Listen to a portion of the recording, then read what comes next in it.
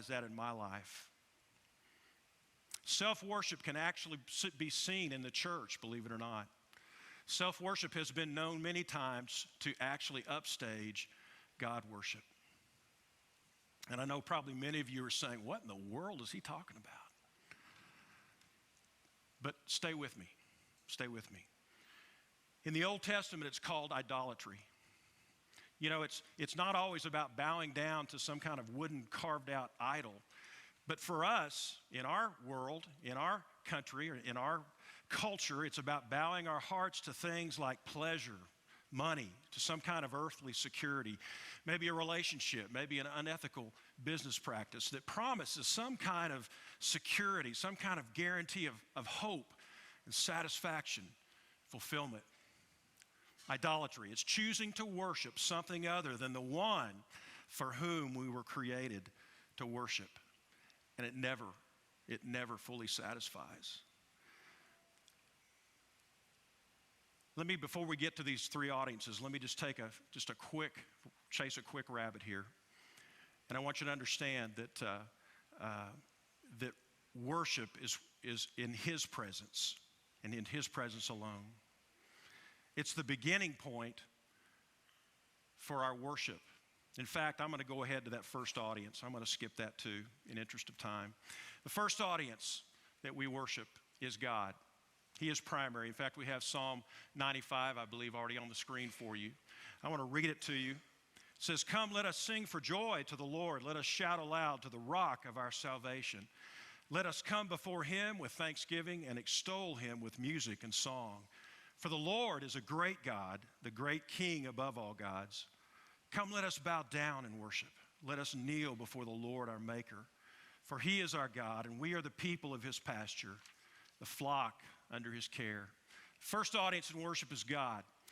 He is the vertical audience in our worship. He's also the unseen audience in our worship. And that's what makes it so hard sometimes for us to focus our minds and hearts on Him, is because we can't see Him. We are so dependent. We're trapped in this physical body.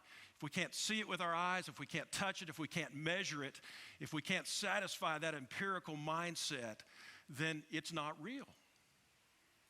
But God is real. God is real. He is in this place. The Bible calls it a faith experience. Hebrews 11:6, we're going to get there in a moment. Is that it? That is it right now? Yeah, go ahead and bring it up. Hebrews 11:6 says, "It is impossible to please God without faith, because anyone who comes to Him must believe that He exists and that He rewards those who seek Him." It's a faith proposition. We believe that God is here. He is the first audience in our worship. And we worship Him, first of all, because of who He is. Who He is. We worship Him because God says of Himself, "Apart from me, there is no God." There is no one else like Him. Listen to this. He is the all-knowing, all-powerful, ever-present God. He is the unchangeable, incomprehensible, everlasting God. He's Creator, Sustainer, Father, all-sufficient One. He is King, immortal, invisible, who lives in unapproachable light. He is holy. We sang about it earlier, and set apart. He is also the compassionate, loving, kind, and gracious Redeemer God. Two words I want to share with you this morning that I believe kind of describe this complexity and the scope of the nature of God. The first word is transcendent. Transcendent. God is a transcendent God. That just simply means that He is far away from us. He is far above anything that we could ever comprehend or understand in Him. All we know about Him is what He has told us.